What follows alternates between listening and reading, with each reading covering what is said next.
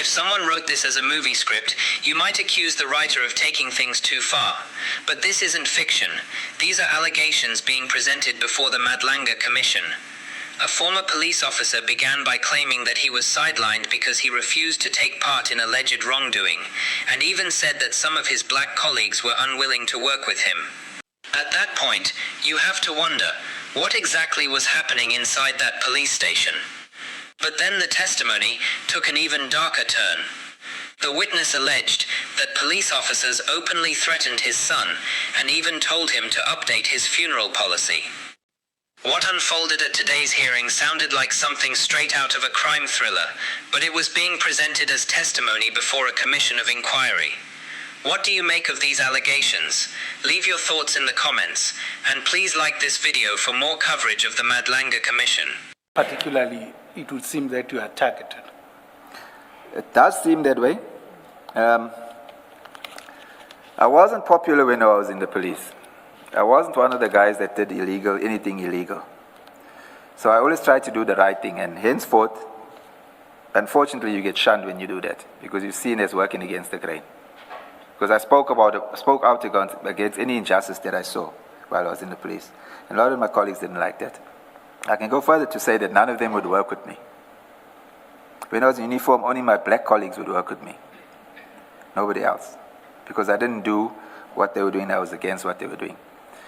As far as Bevan goes, there are policemen at Wentworth and at Brighton Beach that I listened to what Len John said yesterday, that there's certain policemen that would favor certain tow trucking companies. There were instances and certain policemen that did that as well. And Bevan didn't participate with that relationship between policemen. It was purely business. I know that money is exchanged as favors between tow trucking companies and police. When I was in uniform, I witnessed it. Okay, let me clarify that. They did not say it both together. It wasn't a one-off statement that they made. These guys overtalk one another. And they were in an aggressive manner. It was like anger in them. So they both said it, but not at the same time. It's like the one was repeating the other. They said it on numerous occasions. It wasn't just clearly we're gonna do that, and then we're gonna do that together. But who said to you, you must get Bevan's funeral policy up to date because I'm going to bury him? They both said it. Dina Govender said it first, and one of the Naidu, he repeated it. But as I say, it wasn't said once, it was on a number of occasions. They speak fast and they don't stop talking. And again, why did you not open a case? Because now they're making a direct threat. I didn't believe that the case would be accepted and that anything would become of it. Because I can say why, I can elaborate, because my wife, my daughter-in-law, both daughter-in-laws went to the police station and they tried to open cases at Brighton Beach. I was placed in a police vehicle and heard Captain Dina Govender, one of the Sivanide and one of the Naika having a discussion that they would get Bevan's attorney to bring him in. They would book Bevan out for further investigation, shoot him, and Captain Dina would cover it up. The dog unit policeman said he had one more firearm to plant. Captain Govender also said that they were going to sort out the Newlands East boys. This is a reference to the people who live in Sawfish, Newlands East, Sawfish Road in Newlands East, and who were people who grew up in the Wentworth area before being shifted to Newlands East. While I was handcuffed, I also heard one of the policemen, Captain Bevan of the Durban Metro Police, phoning Hendrik Noonans, who was Bevan's manager, and telling him to come to my house. When Hendrik Noonans arrived, he was immediately handcuffed and placed in a police vehicle. He was questioned and taken to his house in Garmouth Road, Bluff, which is about 100 meters from our premises on foot. He was arrested for possession of an unlicensed firearm, which was allegedly found in his premises. Before we left to go to the police station, Captain Dina Govender told Warrant Officer Naika to remove the Toyota Hilux. He sent other policemen to remove the hard drive of the CCTV footage in Bevan's house. I asked him why he was taking the vehicle which was used in the business, and he said it was used in the commission of a crime. I was taken to the Brighton Beach police station. When we were at the station, I was told by Captain Dina Govender that they were charging Bevan for attempted murder for shooting at the police at the Bluff Meat Supply. These allegations were blatant lies because Bevan was never at Bluff Meat Supply and in fact had not left the premises at our family home that day. The police removed the CCTV hard drive because it was evidence that Bevan did not leave the premises. It is for this reason that in my interdict application, I sought the return of the CCTV hard drive that would prove Bevan's innocence and cover the conspiracy to implicate him falsely. At the Brighton Beach police station, Mr. Loftus, did you receive the hard drive back? Because I did not receive the hard drive, Commissioner. I have a report in the response, in the police response to my application. There's a statement by the electronics department where the guy says, the policeman says that he received it, he opened it, and he downloaded footage, but there was no footage for the day of the 3rd of February. Can I request that we play that recording and then go back to the file, to the statement at page 15, paragraph 52.1, but we'll start with the recording. The old star, Mr. Clive himself. How are you? Yeah, who's this here? Like a lot of money, 2.5 on my head now, eh? Who's this here? Who's this here? Bevan, you? Yeah, how you can to tell time to set me up? iPhone 10, I don't even Yeah, fucking me, know. I never ever fought with you. I got no problem with you, but look like you after me. You paying Dina Govender, you paying all the carols. You went back to do all these things to me. I never had nothing to do with you. I never minded your business. I got no flop with you. But Bali, you went out of your way to do all these things to me. You wanna kill me and all. What kind? Bali, where's the numbers? Are you making allegations against me or are you telling me the facts? I'm asking you, where's the numbers, Bali? I never do Let's fuck start all off to now. you. Let's start off. Check your word. I'm Firstly, fuck all to you were you. telling the people I killed Regan. See our Bali. See our checker. No flop. You wanna kill me, right? No flop. The fastest lives the longest. Right? Laka. What's that? Thank you, Commissioners. I think, I'm not sure whether it was audible enough for your purposes. Yeah. In any event, the transcript is Yes. at page 113, just to contextualize things. Now, this is the recording. Is this the recording that you were referring to earlier? That's correct. That's the recording. And at page 113 is a transcript. Yes. Is that an accurate? That's inaccurate. Okay.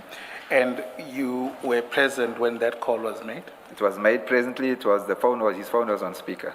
Okay. And what was the purpose of the call? After he phoned Vali, or let me say before he phoned Vali, he was agitated and he was quite angry and he was under a lot of pressure because he was tired of this. You remember, he hadn't been out of the premises for a long time. Because when he heard that there's a hit on him, he said to me, they're not going to get me because I'm not going to leave the premises. So, like he says, he can't go out. Sorry, just repeat that. He couldn't leave the premises. He says he's going to stay in the premises because there's a hit on him, and if he stays at home, they can't get him. Henceforth, Hendrik Noonan ran the operation in the yard and on the street with the tow trucks, etc. So he was angry. So when Hendrik Nunes came over, he was on the phone with Vali. Vali phoned him a few times, harassing him about this motorcycle. So Bevan was agitated by that, so he said, no, I'm going to phone him. I need to put him in his place, kind of, He didn't use those words, but that was the gesture, so to say. And then afterwards he said, you know what? I don't know this Clive Nika. He says, I'm going to phone him and ask him why he's doing this to me. And that's where the phone call came from. And where did he get the cell phone of Mr. Nika, if it is Mr. Nika? Yes, that he could get the phone call, but he was resourceful. What happens, you get a tow truck driver that drives for the operators on the bluff. And from time to time, they jump areas and they go and drive in other areas. So obviously, they make connections and friends with the guys that work for the different. So those guys have the contact numbers for their employees or their bosses. So He didn't tell me where it got, so I'm assuming that's how he got it. Because you hear conversations when guy would ask, one of the drivers say, have you got so-and-so's number? Then it'll be like, no, let me phone so-and-so, and that so-and-so will phone so-and-so, and the number will come, or the information, so to say. Yeah. But I wasn't present when he actually got the number. Okay. Yeah, I think I can't take that further with you as such. Yes. Then you confirm, or seem to confirm, that on the call was Mr. Naika on the other end. Yes. How do you come to that conclusion? Well, look, okay, let me retract that. I can't say that it was him because I don't know him and I've never met him and I've never heard him speak. Based on the conversation and the phone call, I'm assuming that it was him. And why is that? Well, from the conversation, when Bevan called him, Mr. Clive, Mr. Roadster, he acknowledges, he continues the conversation acknowledging, I would say that's an acknowledgement that it's him. Do you know whether his company is Roadster? Yes, I do know that he owns Roadster Towing. Okay. Okay. Can you then read paragraph 52.1, which are the points you wanted to highlight? 52.1. Page 16 of your statement. Page 15, yeah. 15. Yeah, 15. okay. 52.1. Yes. When he answered the phone, Mr. Clive Naika was not able to identify Bevan at first. As soon as Bevan mentioned the 2.5 million hit, Mr. Clive Naika instantly and immediately identified him. And accused, sorry, let me say that again. He immediately identified him, Bevan, and accused Bevan of killing his uncle. When Bevan accused Mr. Clive Naika of paying Captain Dina Govender to kill him, Mr. Clive Naika did not deny the allegation. I want to take issue with that. I think you should listen to the recording in the context of everything that was said. Let me take you to page 113, 113. I read 113 at the top.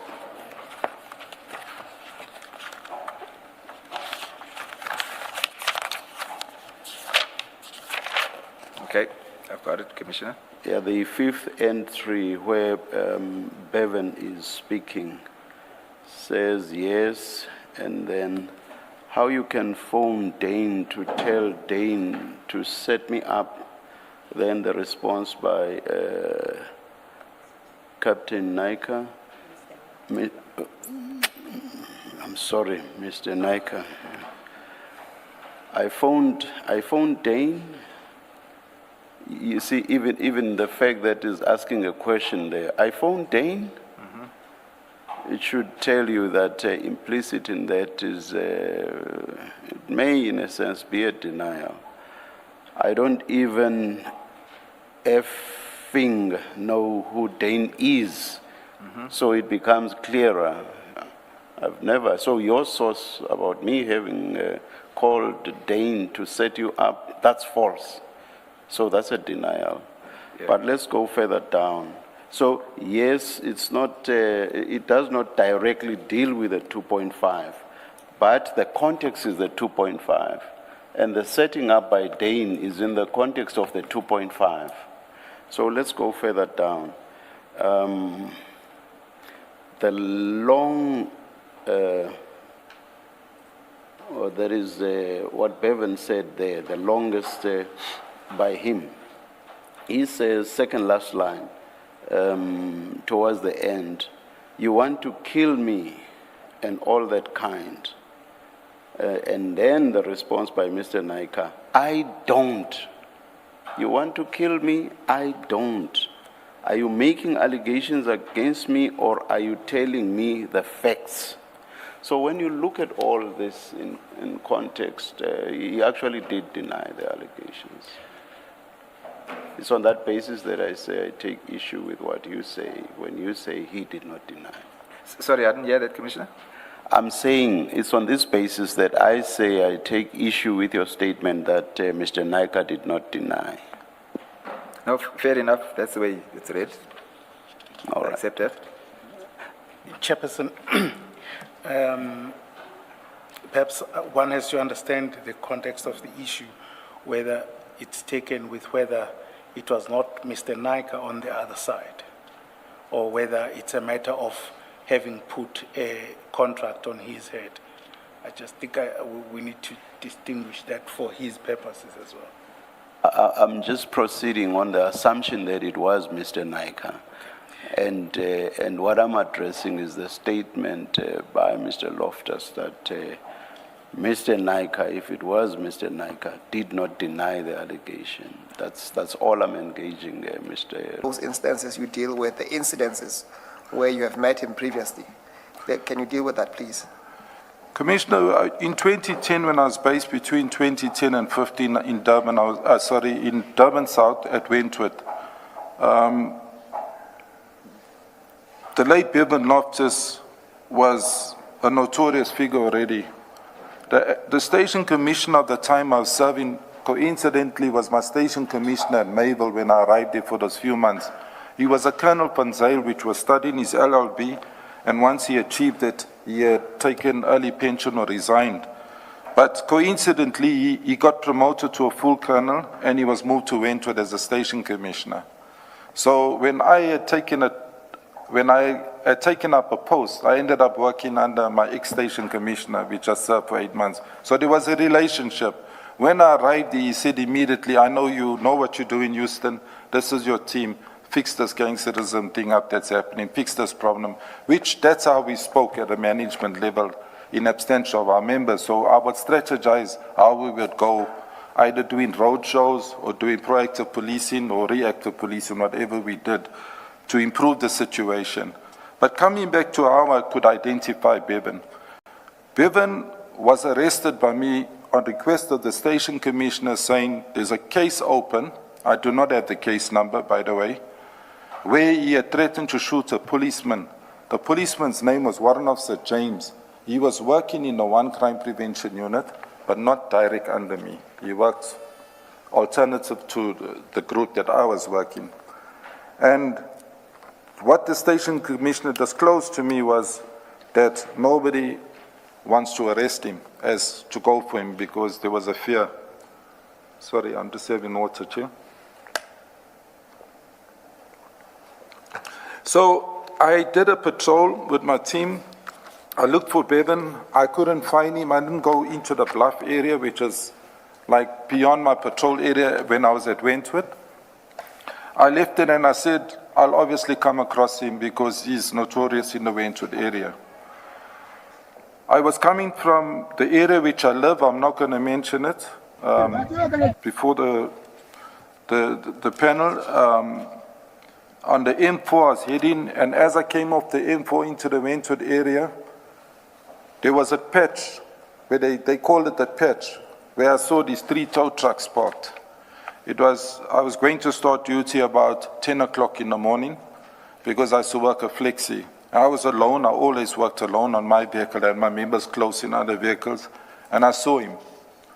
I approached him, and he knew who I was because they aliased me Robocop in Wentworth. Obviously, I was fully attired when I worked with equipment. But I approached him and I said to him, you're a person of interest. I know that you carry a firearm. I know that you have a licensed firearm. But I need you to make your firearm safe and hand it to me. I'm taking you in. The detectives need to speak to you.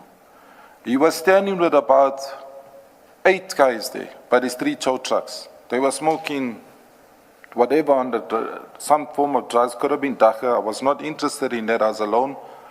But I managed to apprehend him, place him in my vehicle, front seat, and I drove him to the police station. But I had his firearm with me. It was a 9mm pistol. When I got to the station, I took him straight upstairs, and I informed the station commissioner at that time to please get hold of the investigating officer. He has access on a computer to see who's carrying that docket, because he's an outstanding suspect for intimidation case where he threatened to kill a policeman, a warrant officer. Captain, when you're told that he's notorious and no one wants to arrest him, what was his notoriety? What was said that he's notorious for? With my short arrival, I would say when I arrived in Wentworth, I had a small team. I had to work for a trusted team. When you say a trusted team, I had a small team of 1 female and 4 males. And there was diversity. I had 3 Indian members. I'm going to speak across the race group, young members. I had 1 new constable colored and 1 new female constable. And the 4 were resident Merebank Wentworth. They lived in that community. The female lived in Sydenham. So when I had to familiarize myself with the different territories in Wentworth or the different gangs, they were of much of assistance to me. So I was able to identify quickly which type of gang is operating in which street, because they don't have it's not widespread Durban gang and Maritzburg gang. It's very close.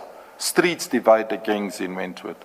So just to come back to answer you, Chair, I used to see this guy sitting where the Hollywood gang is, in Woodville Road. Even though I knew that his granny was in Reiger Road, and Reiger Road was where a notorious gang, the Young Destroyers, was from. But he was not sitting with that gang.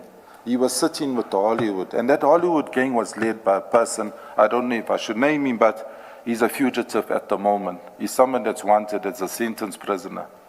He's sentenced, but he's somewhere on flight. But that's where I would see him sitting, like you'd see these gangsters sitting. And I say, who's this? You look at a face, you say the guy's got an innocent face, but then these young people would say, hey, who's this, Cap? This is so-and-so.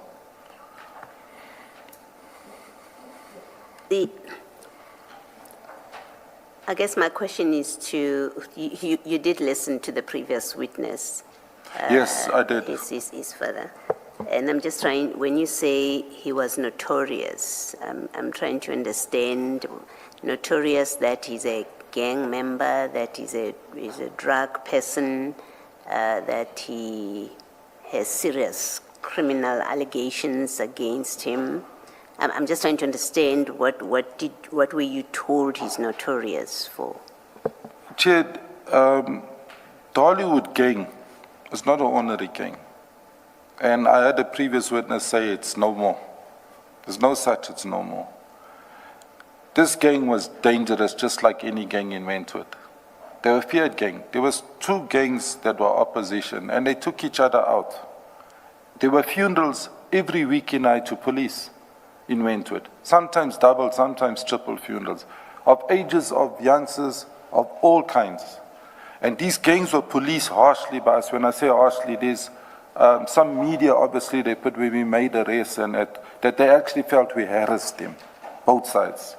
But when I say notorious, he never moved with a friend that he schooled with. He moved with the head of the Hollywood gang, which is somebody that is running for murder, sentenced already. Thank you. So was he notorious by association, not because he was wanted for a particular crime? Because there's a difference. If you say he was notorious because he moved with this gang or that gang or that gang, that's different from saying he's a known killer or he's wanted for committing. Chair, with the place where he's sitting, it's not just sitting where you're sitting and having a social. It's a yard that's got about 6 pit bulls. It's got people with unlicensed guns in there. It's got walls about as high as the ceiling. Every time I did a raid there, we had to breach, as in terms of pass the walls and then pass the pit bulls before we get to them. And drugs are sown live as we sit here. Even if we call someone out to say, just go do a live video with us, it's sold live there. So you're not sitting where you're saying you're talking to an ex-gangster or someone that's reformed from prison or a school friend. You're sitting right there. So, I don't know if it's correct to say the birds of the feather flock together. How would you label me if I'm sitting in a drug den, if my brother's a drug dealer? You're going to obviously say I'm dealing in drugs. Whether you smoke or you don't, whether you drink or you don't. He's not moving where I say, coincidentally on a sports field, or maybe coming out of a church service or a youth service or a program. You're sitting in a drug den. It's more clearly Hollywood. The shootings happened right there. The killings happened right there. The whole community knows this. Wentwood is crime. But I've seen this thing, it's like nobody wants to speak about what's happening.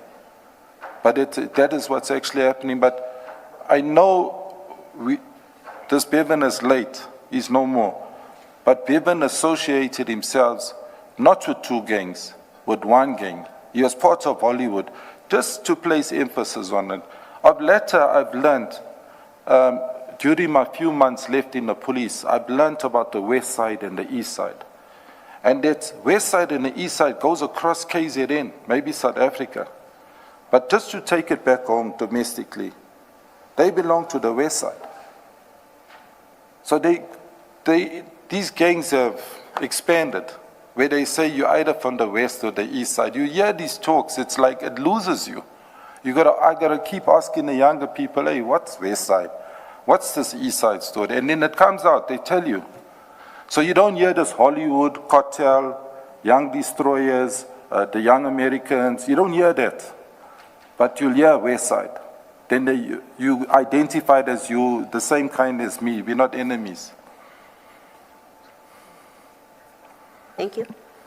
Thank you, Captain. I think you are going to then, because you've dealt extensively with the first encounter, at paragraph 18, you deal with the second encounter with Bevan, where he was a complainant in this instance. Yes, I went on again. Bevan and his dad somehow were in business.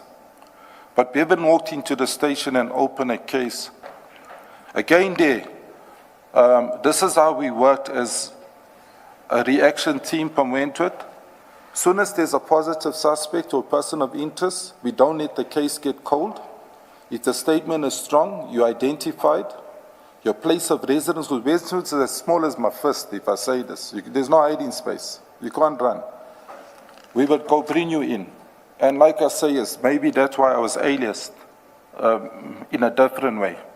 But I'm saying this, we'll pursue you. Bevan opened a case where his dad was the suspect. And that took me to his house. What took me to his house was, again, the detectives were not following through on the docket. The suspect was outstanding. And they knew they're not going to go take that vehicle from his father, which was an exhibit. I went up and I dealt with the matter. Did not meet his father. The very three houses described are right next to each other like my three fingers. Got a long driveway. You wouldn't be able to say who's staying in which house there. When I was given an address, a mark of where I could find the taxi, I must look in the 1 yard behind the house. I was being told by neighbors, but all three houses are owned by this family. So I was a bit confused. It was in the Brighton Beach area, which is just up across from Wentwood. And I spoke to Bevan's mum. She spoke over the wall. She said, her husband's at work, and what do I want? I said, he's, again, person of interest. Bevan has opened a case. There's a case number. I would like to access the vehicle. I saw the vehicle, but I could not remove it because the dad was at work, allegedly. In the evening, before I could finish the tour of duty, the dad arrived with Bevan in the station, and both attacked me as to why was I there. But he was the complainant. To summarize it, he withdrew the charge against his father. So they most probably sorted their issues out after the visitation by me.